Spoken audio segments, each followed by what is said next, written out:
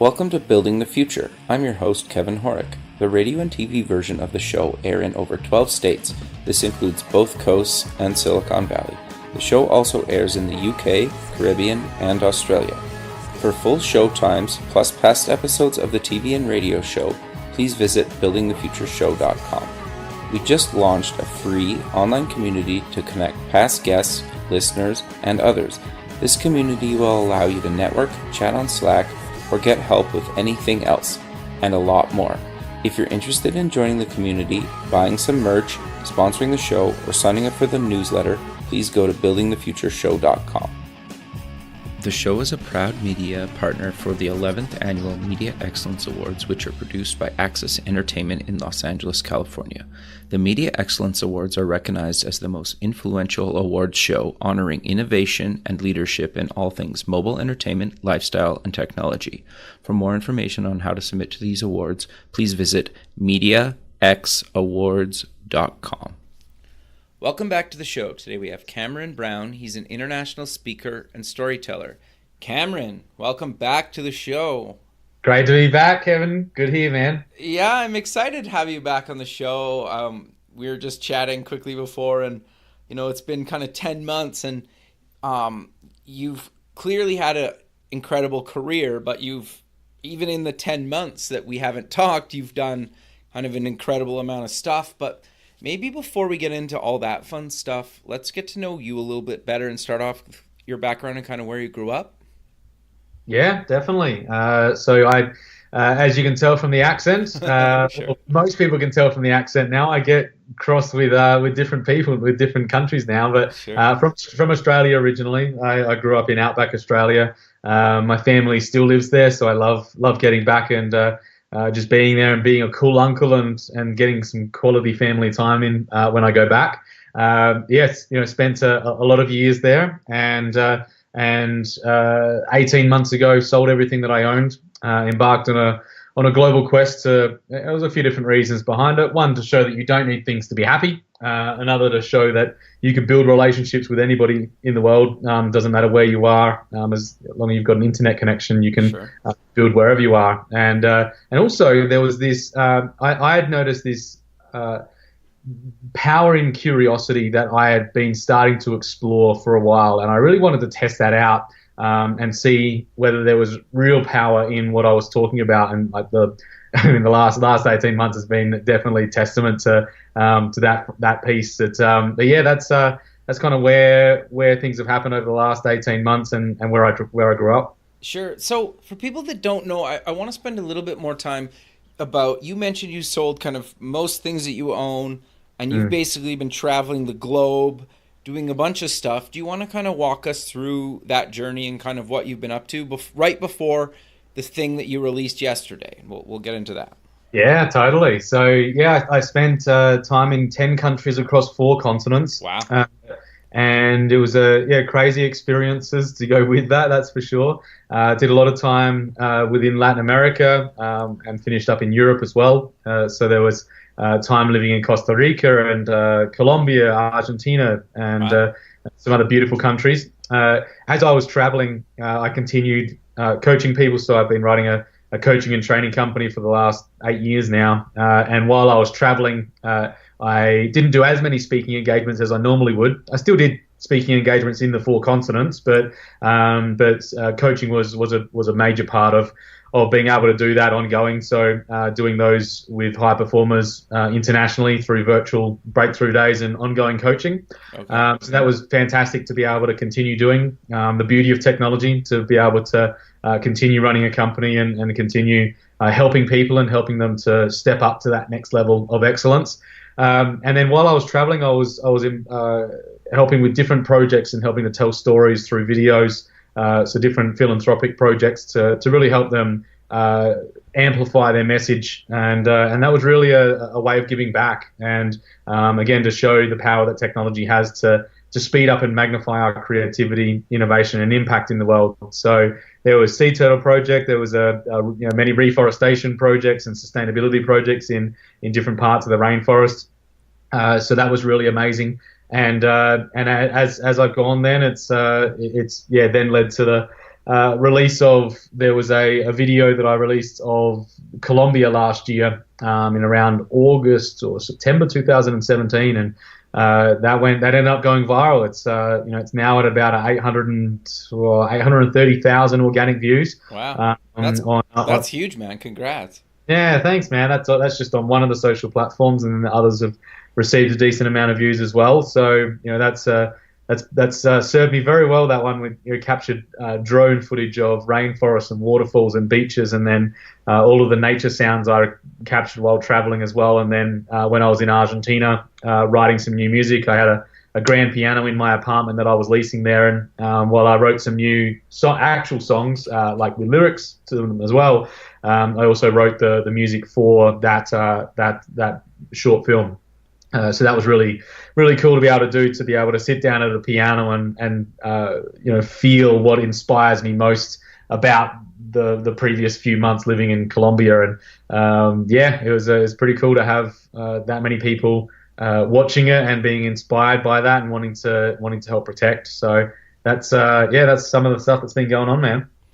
That's great, man. Yeah, I love that. I think it's very cool that you're basically traveling around. I think a lot of people, well, most people wouldn't have kind of be able to do that, right? Like just kind of pick up and leave and travel the world and do all these projects while still running a company is inspiring to people. And you're right. Like I was just thinking about this as you were talking, like I think this is the third time you've been on the show. For some context, I think you've been in 3 different countries each time we recorded.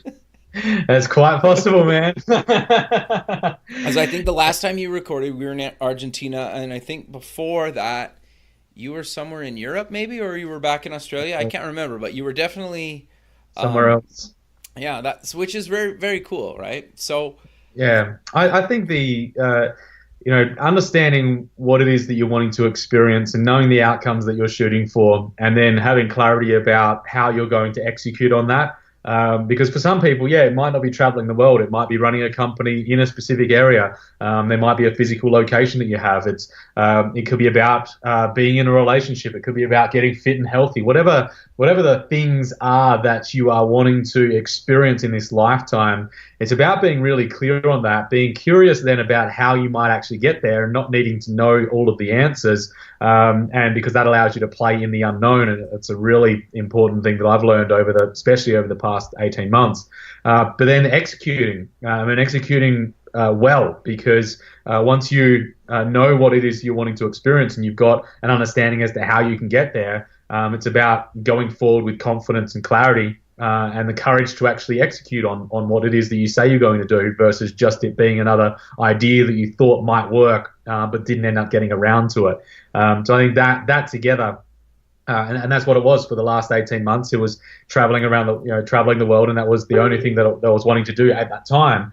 Was being able to showcase through the Impact Diaries, which was the project, showcase those things that I mentioned before, and being able to do that in a really effective way. And now it's a different focus. I'll still be traveling a lot, but it won't be as much as what it was, because there's more multi-sensory speaking engagements that I'm doing in North America now. So as you evolve, the way I see it, as you learn, as you grow, as you evolve into new versions of yourself, it's about understanding, well, where is that next phase of growth? Where is that next level of evolution going to come from? And how can I position myself in the best way to ensure that I can capitalize on that and allow myself to make a great impact. So that's it's definitely an element of thinking that has to be required there to ensure that you are able to achieve exactly what you're wanting to achieve. Sure. So before we kind of get into a couple of things, I want to dive a little bit deeper into that. So how do you work with individuals? Like what types of stuff do you kind of walk them through? Because obviously they need to be at least open to the idea of kind of changing their mindset a bit and kind of adopting some new ideas. Is that fair to say? Oh, 100%. I mean, usually those that I'm working with are high achievers. They've already achieved a great level of success. Okay.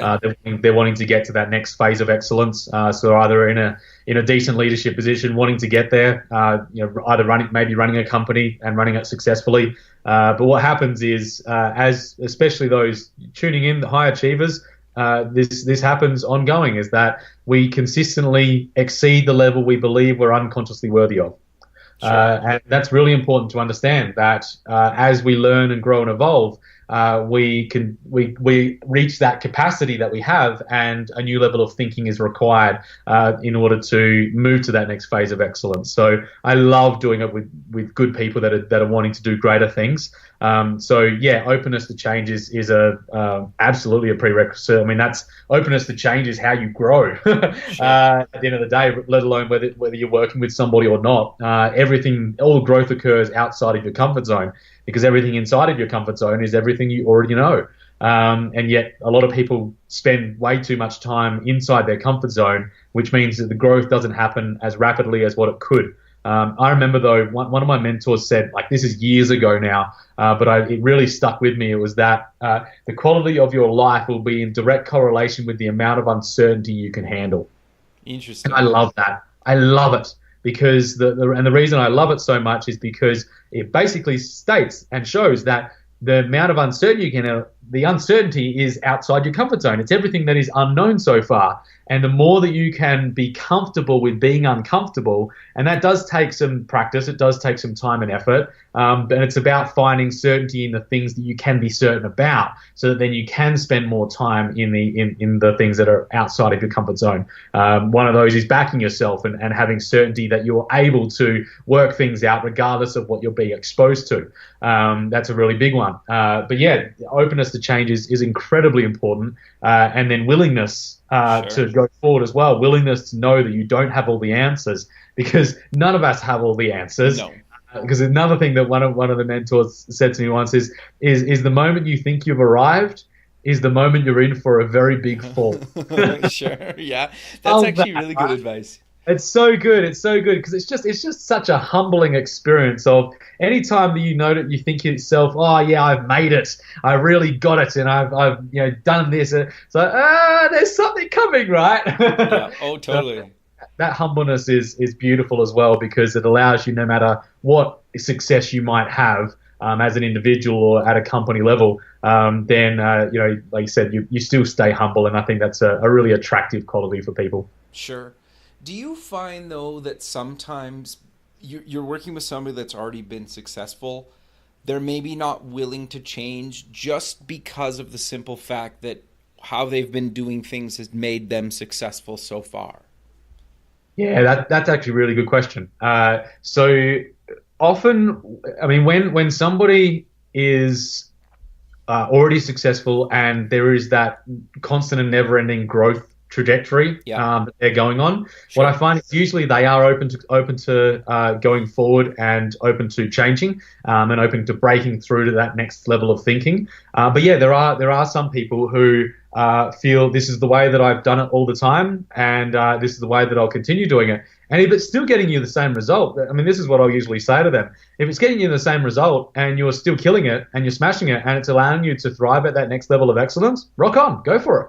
Sure. But if you're finding that it's actually holding you back from succeeding at that next phase of growth, then that's a problem. And it doesn't matter what you've done up until now. It's time to relearn. It's time to uncover how you could get to that next phase. And that's usually enough for, like I said, if somebody's a high achiever and they go, well, I want to get there and I'm not there yet, and for some reason there's something that's getting in the way, something that's worked up until now hasn't worked now to get me to the next phase, well, maybe it's time to do something different. Sure. So how do you work with them to kind of figure out what they need to do and or change to get to the next thing that they're chasing after, or that next kind of goal or milestone? Yeah, it really depends on which area that I'm helping them work on. Sure. Often it's that next level of thinking. So usually there's some form of emotional intelligence component to it, of how am I thinking right now? How is that holding me back? And how do I need to think instead in order to get to where I want to go? So when I do a breakthrough day with a client, for example, what happens is when it comes to our makeup, you've got your values will shape your beliefs, beliefs shape thoughts, thoughts shape actions, actions shape results. Okay, so that's kind of the journey that we go on. What happens is if we only try to change the action, this is why a lot of people fail at New Year's resolutions, right? Is because they go, I'm going to go to the gym this year, and then 6 days into it, they're back same stuff that they were always doing, right? Yep. It's because they changed the action. They didn't change any of the values. They didn't change any of the beliefs. They didn't change any of the thoughts. And therefore, as soon as something changed, some external environment changed, and it meant that they couldn't go one day, then they haven't developed the thinking required to be able to be flexible in their approach. So that's a big one. Within the Breakthrough Day, I'll uncover and help them uncover with through the power of questioning mostly, and the years of experience now of being able to work out, right, what is the limiting pattern playing out here, because they are patterns at the end of the day.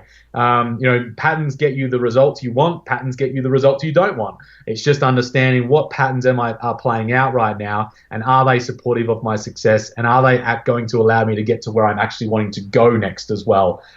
So I'll work with them on that. It's really, really cool work, especially the values work, because once somebody's completely aligned, and I think this is actually a really good piece to cover here, is somebody can have really great values. When you look at personal values, they can have really great values. Let's say somebody has a top value of love, and you go, on the surface level, that's a really great value to have. But if you start uncovering underneath the surface and realize that the reason that they have that value of love is because, well, I didn't feel loved as a child, then the focus is on not being loved as a child, and they're wondering why they continue attracting either business or personal relationships that take advantage of them, or mean that they don't feel like they fit in or belong, or are respected in a work environment, or loved in a personal environment. So once we get really aligned there, it's like a powerful energy, because just imagine for a moment, like you've got your left hand and your right hand, right? Sure. And if you've got this internal conflict going on, which happens with so many people. If you've got this internal conflict going on underneath the surface, unconsciously, you don't really know why it's happening, but you know that for some reason you're sabotaging your efforts. Mm-hmm. For some reason you go for a while and then you pull back. For some reason you go for a while and then you procrastinate. For some reason there are patterns that are going on here where you go, I know I need to be doing something different, but I don't know why I keep sabotaging my efforts. Mm-hmm.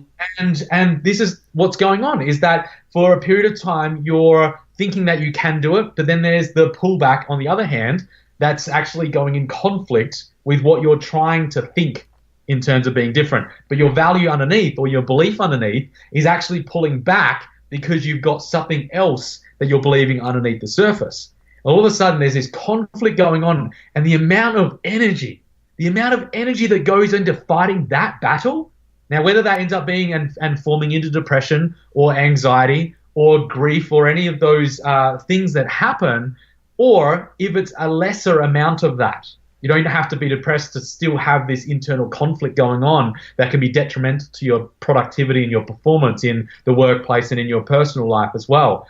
If this is going on, but if you can then shift that and all of a sudden have all of your values, beliefs, thoughts, actions, and obviously the results that come after that, if you have all of that lined up and all of your energy is going in the same direction, so you imagine like your hands coming together now and pointing in one direction rather than fighting against each other, all of a sudden you've got a massive advantage over a lot of other people out there. But more importantly, it allows you to be fulfilled in the moment, and also you are your own best friend, and you're supporting yourself when you're down, and you're celebrating your successes when you're up. Versus what happens in a lot of cases is that we kick ourselves when we're down, and when we're up, we say it's not going to last. Yeah, interesting. Yeah. So that's something that's really important to understand there. Sure. So maybe let's dive into, you have a really interesting creative project that you just launched. Let's talk about how you came up with the idea. What exactly is it, and why did you decide to actually execute it? Because that's got to be a monumental task. Dude, I don't think I really realized how monumental it was when I kicked off, man. Oh my gosh, totally worth it. But oh my gosh, it's earlier. So I mean, I love living at this intersection of creativity and technology, sure, and working out how can I demonstrate how to thrive in a digital age. Rather than just talking about it, I like actually showing how it's done as well. Sure. It's the reason for that 18-month project. It's the reason for this one that's just released as well. I was earlier this year, I was invited to deliver the closing talk at Italy's largest TEDx event. Congrats, man. That's huge, actually. Thank you. I appreciate that. It's it was a beautiful and amazing honor. And so the talk that I delivered was on the surprising power of curiosity. Okay. And how, when blended with technology, can speed up and magnify our creativity, our innovation, and our impact in the world. Now, I already had some great examples from the previous 18 months of how that was true, and how amazingly remarkable it can be for nurturing a culture of curiosity, but then having the technology there to be able to bring that together and speed up and magnify that growth. But I wanted to do another experiment to really show that it doesn't take that long at all. Yes, it takes work, but you can do things faster than you've ever been able to before. So to show that, I wanted to have to deliver a multi-sensory experience on stage. I'd already wanted to have a grand piano on stage, but I thought, well, I wonder if we could get some other people involved around this, to really demonstrate this idea, this concept that I was talking about. And what resulted is that I ended up working with more than 80 people from 40 countries around the world. We created a music video that's played on the big screen while I played the music live on stage on a grand piano. And all the people recorded in their countries in front of mountains and rivers and castles and ruins and all these other crazy locations in countries all over the world. And what was beautiful about this is every relationship was built through digital technology. I've never met any of them in person. Before the project, we never knew each other even existed, and it was done deliberately like that. It was done to showcase, not only is it an inspiring video, but the whole story behind it and how it came to be and why it came to be was, again, the showcase that this power of curiosity. See, I gave myself the space to dream, to think about how I could actually demonstrate this in a really, really powerful and unique and creative way. And how could I then use technology to speed up that process? Then I used technology and executed on that. And all of a sudden, 4 months later, we had this remarkable video that was used in the talk. And yesterday released as a standalone video to inspire people around the world. And there's been interviews on TV and radio already, and for print, which is amazing. It's an amazing journey. And to go with that, we actually transported a grand piano for my part in the video. Transported a grand piano to a place called Garden of the Gods in Colorado, which is this massive red rock formation with mountains off in the distance. We transported that before sunrise and filmed with a commercial drone and other state-of-the-art equipment close up, and pulled that all together into a beautiful video. Very cool, man. So I want to dive a little bit deeper into making this thing. So how did you come up with the original idea, though? Yeah, it's a good question. I mean, this is where the power of curiosity comes in. Sure. I'm a big believer, and I've really, again, this was to demonstrate this, in for something to be created, there needs to be space for it to be created into. Okay. And this is a really, really powerful insight to have. And for those tuning in, if you really, really get this, it can be a magical tool for you to utilize within your own lives and within your own companies. And I've learned this from writing music for the last 17 years or so now, that when I try to write a song, I'm really bad at it. Interesting, when I give myself the space and allow that music to be written through me, somehow magic happens. Sure. And so creating that space, I gave myself the space to dream and to create and to wonder about what could be possible, asking myself empowering questions at the same time, knowing what I was wanting to experience on stage with the multisensory talk in Rome, in Italy. So being able to ask quality questions that were aligned to that allowed me to guide my curiosity. And I think this is really important because it's the difference between a childlike curiosity, and it's important to have that childlike nature to this curiosity that you nurture. But what we've got available to us as adults is the ability to guide our curiosity toward the outcomes we're actually wanting to experience. Sure. The beautiful thing is that we're able to guide that, but not needing to know the answers. So I had no idea that I would be working with people from 40 countries around the world. I didn't know at the start that we'd have people recording in all these crazy locations. I had no idea that I would be out in Garden of the Gods on a grand piano. It's only looking back on it that you go, that all lined up beautifully. Right? Sure. It's like, it would have been nice to know that back then, but that's the beauty of life, right? And this is what I love about curiosity. It's about going, well, I wonder. Those two words, if you can install them into your vocabulary very, very regularly, that's an extremely powerful two words, yet seemingly innocent words. Totally. But through all of that, it was, I wonder if I could have a grand piano on stage and deliver a TEDx talk like on a large stage. I wonder if I could have some people involved from around the world. This is how it happened. I wonder if I could have people involved from actually like all over the world. And I wonder if I could have them involved where they could record in places that are really inspiring. And that all happened. And then I wonder if I could have a grand piano out in the wild somewhere, because I thought about having that in the future. I thought, I wonder if I could have that for this video. And then 24 hours later, I had a piano mover company sorted, a piano sorted, a drone videographer sorted as well. All we needed to do was find the venue, the location that we would record at, and it was just 24 hours. And I just looked at it again. Wow, this concept, this idea, this way of thinking is so powerful when you give yourself the space to create. When you guide then your curiosity. And then once you've got that in place, you execute on that. And you execute on it so quickly because you've known what it is that you're wanting to experience. You've given yourself the space to dream, which has allowed you to come up with solutions that you wouldn't have otherwise had the ability to do because you're focusing on everything that you already know. And then all of a sudden you've got this beautiful array of things that you could implement. And then you work out, right, which is the best way forward based on what I'm wanting to experience, based on what I've come up with here, that would allow me the best chance of success with what I'm wanting to do. And that's what we did. Interesting. So I think you know where I'm going to go with this, but I have no idea where you're going to go. I'm just going wherever we're going, man. No. Like with where I'm going now, like how did you find 80 musicians that were strangers in all these countries? Yeah, it's a good question. So there's a number of ways. Social media was one. So I put this cryptic post out on social media that was because it was all done in secret. No one knew outside of the project itself. No one knew exactly what was going on. And so I put out a post onto social media, which was simply wanted musicians to be a part of a project to help change the world. Interesting. And that was it. Comment below. And people, there was some people that got tagged in.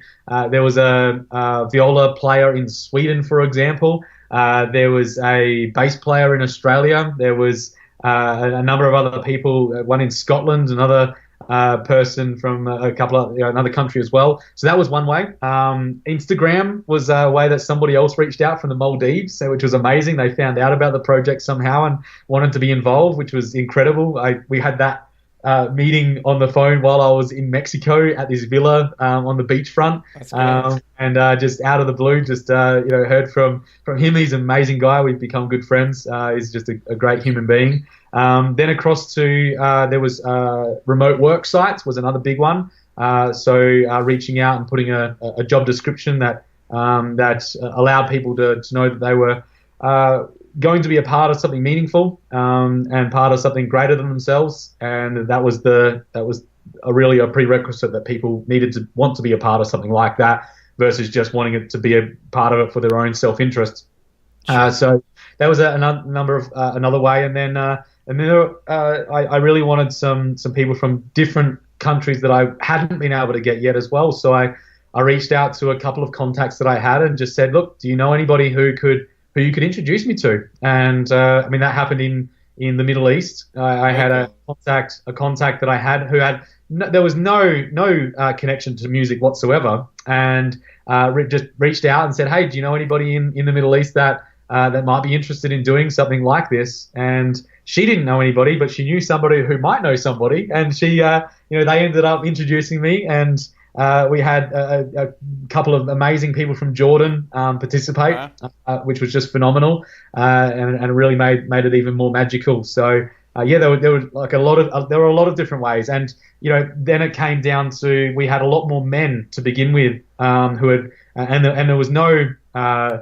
thought behind that about making that happen. It just happened like that. A lot more men reached out, and so I deliberately there was a lot more work involved in having more women involved in that. But I really wanted to make sure that we had a lot of women involved. And as you can see from the video, there is a lot of women involved, and it was amazing to get that. But I put a specific job, ad up, for example, on the remote work sites, specifically for females.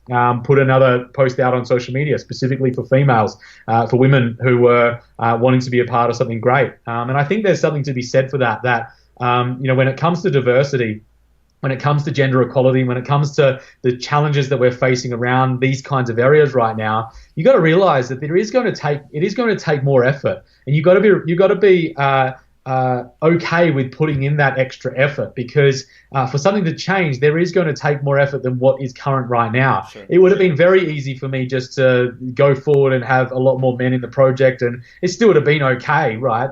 But I really wanted to demonstrate the ability for us to create that equality, for us to create that diversity, to be able to inspire people to go, you know what, we're going to follow suit here in our own way, to ensure that we're doing what we can to address these issues. No, I think it's great. And the key there that I think that I really wanted you to focus on, and I knew you would say, is you basically reached out or posted stuff on kind of social media. So your geographic location and their geographic location really didn't matter because you used the internet. Sure, you wanted people in all these countries, but through technology, you basically were allowed to work with, 80 people in 40 countries, right? Yeah, this was one of the big reasons for doing this, is to show, because technology and specifically social media is copping a pretty bad rap right now. Mm-hmm. Depression, anxiety, suicide, narcissism, lower levels of empathy. That's not just in younger people. That's definitely happening there. It's also in adults and middle age and elderly as well. So that's a really worrying statistic. But here's the thing. The last 18 months for me has been the exact opposite experience. Interesting. It's allowed me to connect with people. Take away the project, we'll get to that in a moment. It allowed me to connect with people that I would never have had the opportunity to connect with otherwise. Sure. It's allowed more than 1 million, just over the last 12, in 2017, there were more than 1 million organic video views. Wow. Of the videos from this journey, which inspired so many people around the world. That would have never happened. I would never have released any of the music. I would never have been invited to speak at the closing talk at TEDx, because that happened through social media. I would have never have spoken, and there was a 700-person event in Canada where I was on this beautiful grand piano and showcasing footage of mine from around the world. That happened through social media. All of these things had happened through social media and through the very thing that is disconnecting a lot of people. And so the realization that I've had is that technology isn't the actual problem here. It's pointing to it. It's magnifying it. Interesting. That if unconsciously we believe we're not enough, if we don't believe we belong, if we believe that we are rejected, that we're not worthy of love or respect, then technology will speed up and magnify that. Interesting. Yeah, I agree with you. Yeah, and that realization I really wanted to drive home in the talk and through the project in terms of the people from 40 countries, is that it comes down to how we're utilizing it. Sure. And if we're conscious about it and if we're purposeful with it, it can allow us to create things in the world and create solutions to our world's greatest challenges faster than we have ever been able to before.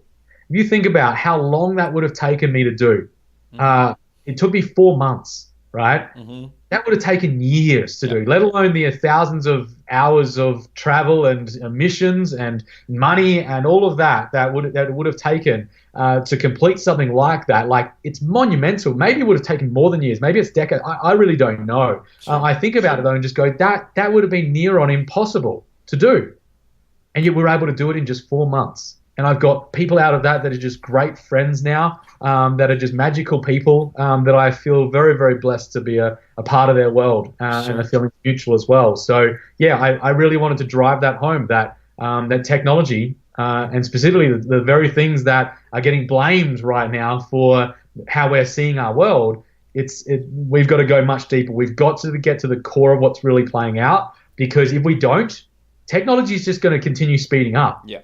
If we don't get to the core of the issue, it's going to continue speeding up the rate at which we feel lonely, in which we feel disconnected, in which we feel isolated, depressed, anxious. And the beautiful thing is the exact opposite is true as well.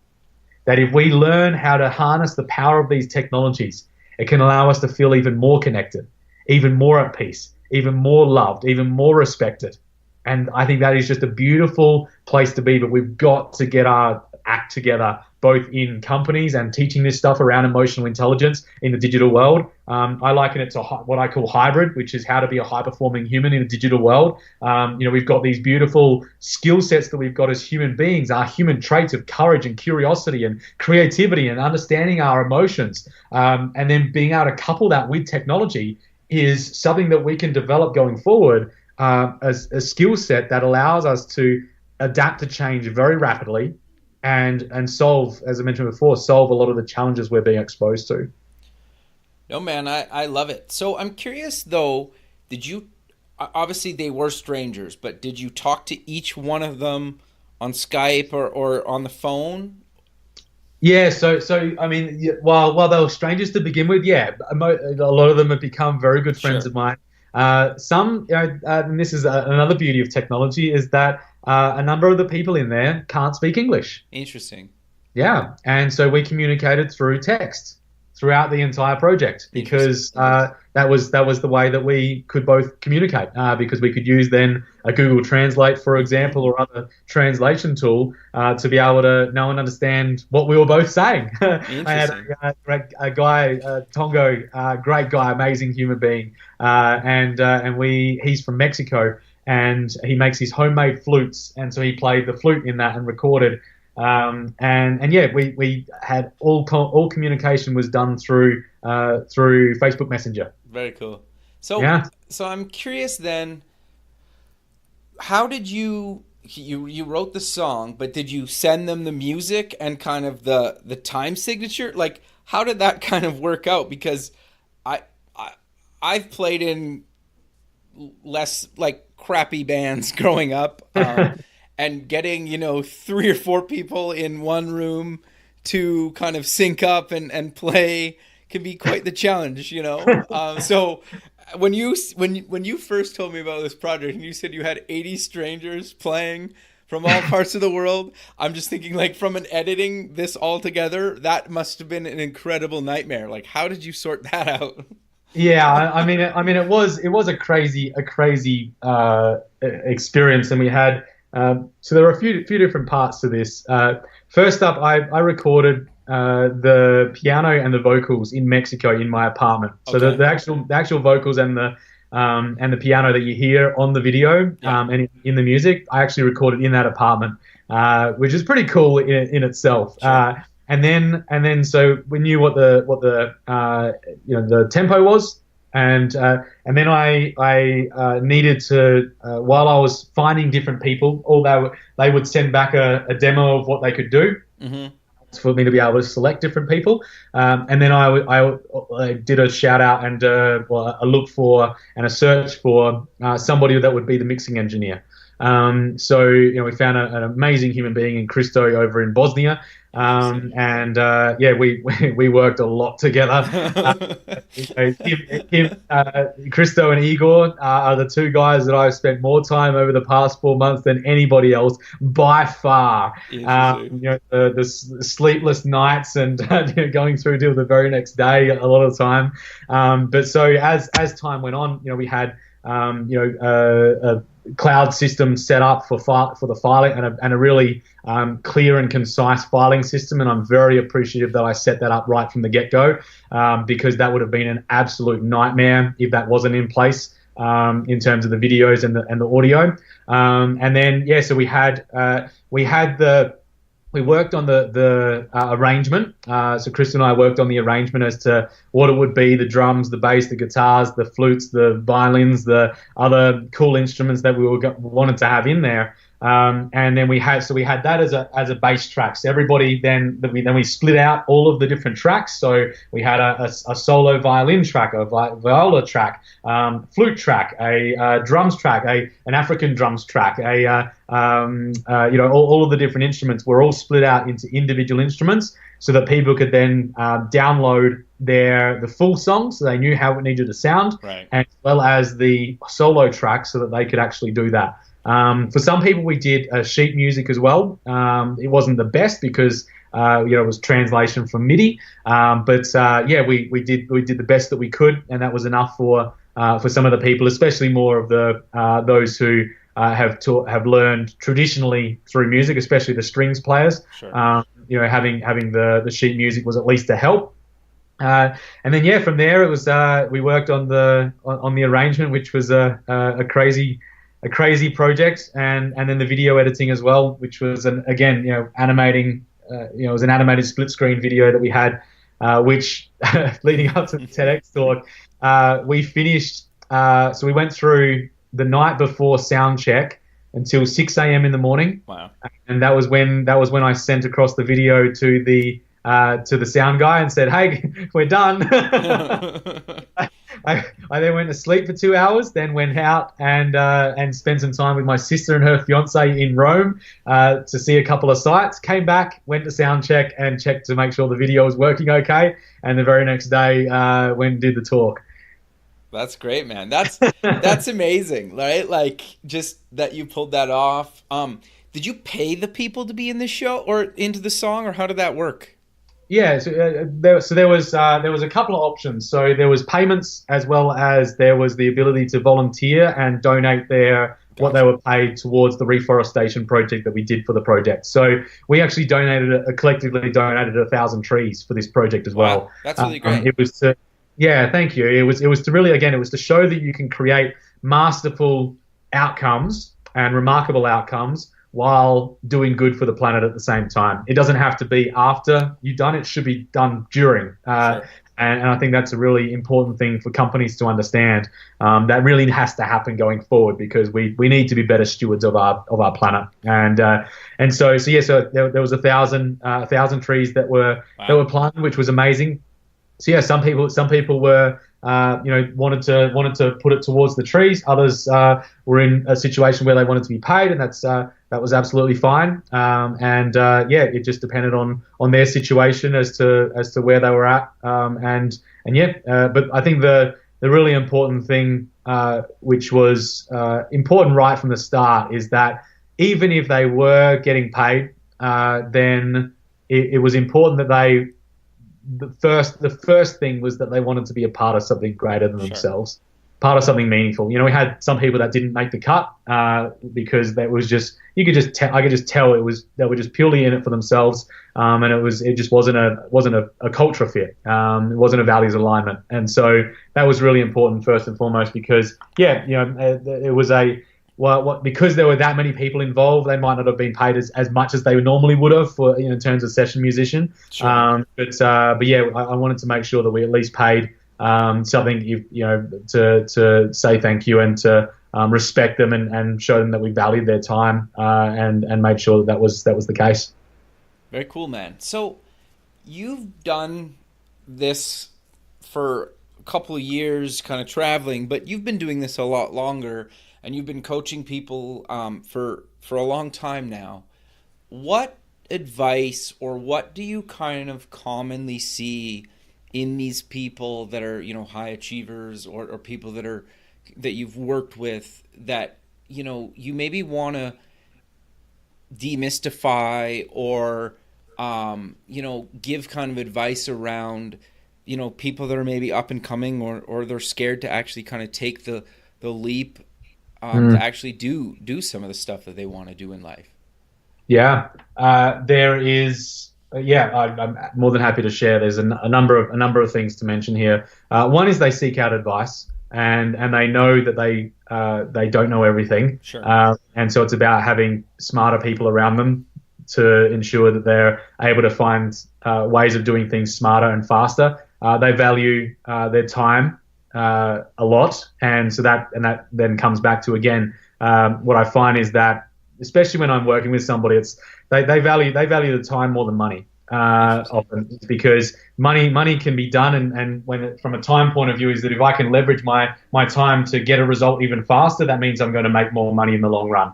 And so they look at investment over how much is it going to cost me. They look at the return on investment instead. That's a really important one. That's something that I learned as well for me personally years ago, because I used to be very much about cost. How much is this going to cost me? So hang on a second. What's the return going to be for me from this? What can I expect to in terms of return? Now, that could be a return on investment from a money point of view, but it could also be a return on investment of time, of energy, of experiences. Know and understand what it is that you're wanting to achieve and experience, and work out the smartest ways to get there. And often you'll find that's working either with somebody or somehow being able to leverage the things around you as well as your own expertise to get a result much faster than you would have been able to alone or otherwise. So that's a really important thing to understand. Sure. The other is, I mean, there's a high level of courage. There's the ability to get out of their own way. The ability to step forward with confidence and backing themselves.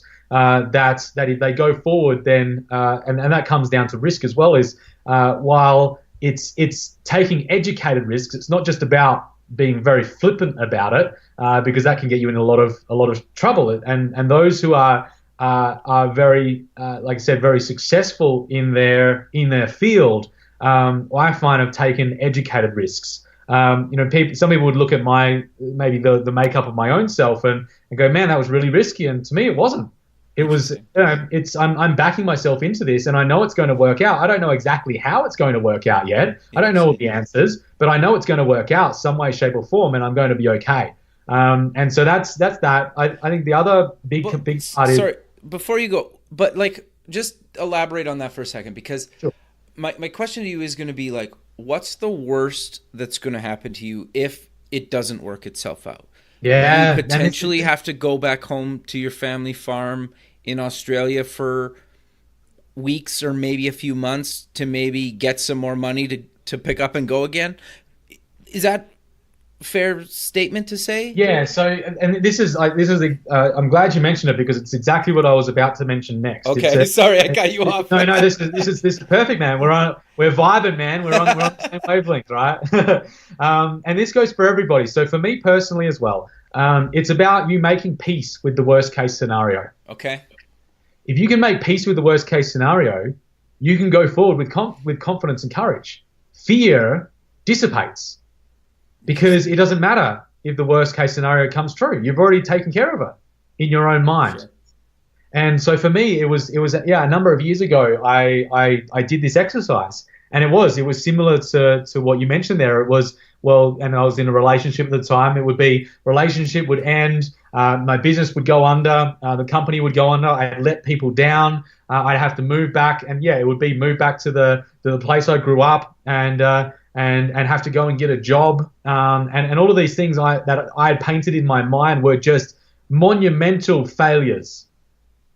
But when I really uncovered it, I then thought, all right, well, so I'd be back there. That'd mean that it'd mean I'd spend some more time with my family, I could go out and capture some videos out in wherever I am. That would be okay. Oh, and there's a piano there, so I could at least write some new music. And I started to realize, it's not actually that bad. No, you're like, maybe I want to do that for a while. I'd actually be okay if that happened, right? It's and all of a sudden, the worst case scenario that I had made in my mind was BS. It was made up.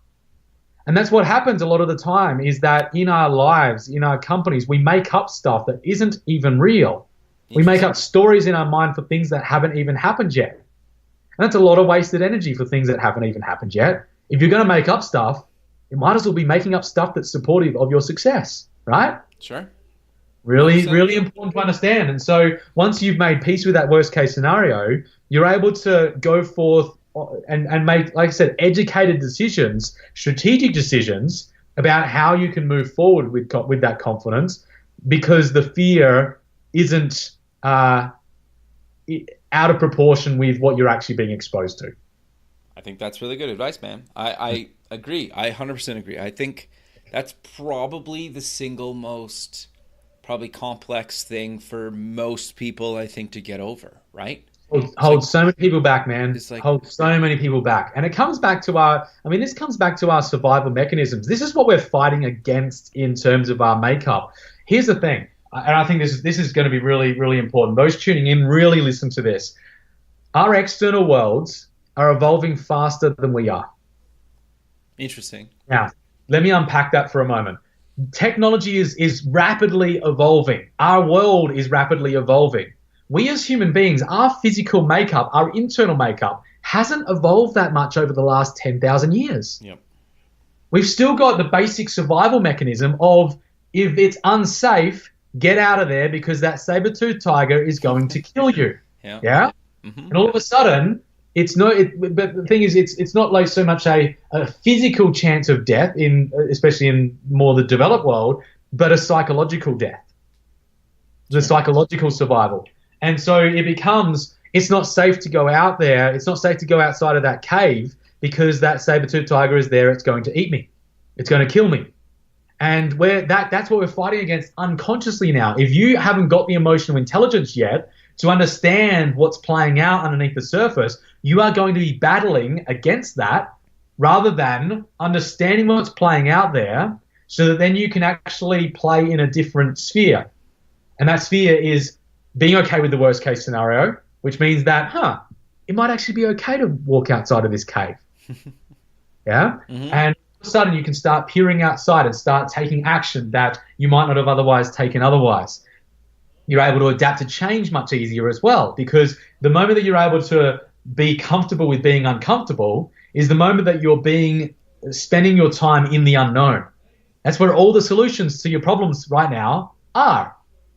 Sure. Because if the solutions to the problems that you have right now are in the things that you already know, you would have already solved them. Interesting. Yeah, you would already solve them. That makes sense, right? Yeah, it makes sense. It's just so it makes perfect sense then that the more time you spend in the unknown, the faster you will come up with the solutions to the challenges that you're facing. Now, it does take for you to be strategic around that, which is why guiding your curiosity is really important, which comes down to having empowering questions that you can ask that allow you to inquire as to how you could potentially solve these, which open you up to those possibilities in the direction you're wanting to go. But nevertheless, you're still in the unknown. Yep. The more time you spend there, the faster your growth will occur. And we come full circle here. I was just going to say that. The quality of your life will be in direct correlation with the amount of uncertainty you can handle. Sure. The quality of your life being how fast are you going to be able to grow and become that next version of yourself again and again and again and again. Because that's the beautiful thing about us as human beings, is that we are born to evolve. We're born to grow. We're born to explore. But the very things that allowed us to explore in the first time around are some of the things that are keeping us held back right now. Yep. And Cameron, we came full circle in the show. Even you talked about that early on. like a magical thing. We totally planned that, dude, didn't we? We said before, hey, can you make sure that we say this quote right at the start, and then we come back full circle so that it just blows people away? That's actually pretty amazing that we did that. That's wild. But I really want to cover one last thing because we're running out of time. Sure. You are a National Geographic explorer. That's a huge thing. Do you want to talk about what that actually is and what you're doing for them without giving away, with what you can talk about so far? Yeah, absolutely. So after my time in Colombia last year, it was a really touching time for me, really meaningful time, because I experienced some really contrasting experiences there. While there's widespread peace in the country, there's also destruction going on of the environment now in a number of areas. I saw trees being cut down in front of my eyes, mining companies moving into areas that you just look at and go, really, guys? These beautiful, pristine areas of jungle. And so it really touched me in a lot of ways. And so in terms of the National Geographic project that I'll be going back there for next year, so we partnered up, and so there's a couple of mini documentaries, a couple of stories that I'll be helping to produce back in that region. to help to promote the sustainability in the region. So that'll happen in around, at this stage, about March 2019. Very cool. It was going to be happening about now, like in about a couple of weeks, but with the release of There Is Still Time, we put it towards the the new year. So that's going to be amazing to do, and yeah, it's like I said, a way of again being able to give and being able to utilize the skill sets that I personally have to make a difference in the world. And yeah, we're all very excited, and excited to be able to tell those stories that with the outcome of more sustainable development happening in the region, because development is going to happen in the area, because at the end of the day, it's a country that's in development mode. Sure. They're moving out of war-torn times and into a time of peace, and we really need to make sure that we learn from mistakes of other countries and how they treated the environment when going through that phase. I am very appreciative of the opportunity to be able to play a part in that project. That's really great, man. But we're at the end of the show, so let's close with mentioning where people can get more information about yourself, watch the video and all the other videos you've done in the past. Where can they get more information about all the stuff you've been involved in? Definitely. So the company site is thrivingcollective.com. If you want to go and watch the videos and learn more about the project, it's thrivingcollective.com/change. And then social media, the handle is at Ask Cameron Brown. So ASK Cameron Brown. That's Facebook, Instagram, YouTube, all that kind of stuff. Perfect, Cameron. As always, I really appreciate you taking the time out of your day to be on the show. I look forward to keeping in touch with you, and have a good rest of your day, man. Thanks, man. It's been a great time today. Thanks for having me. Thanks, man. Okay, bye. Thanks for listening. To join the free community, buy some merch, sponsor the show, or sign up for the newsletter, please visit the website at buildingthefutureshow.com. The music for the show is done by Electric Mantra. You can check him out at electricmantra.com, and keep building the future.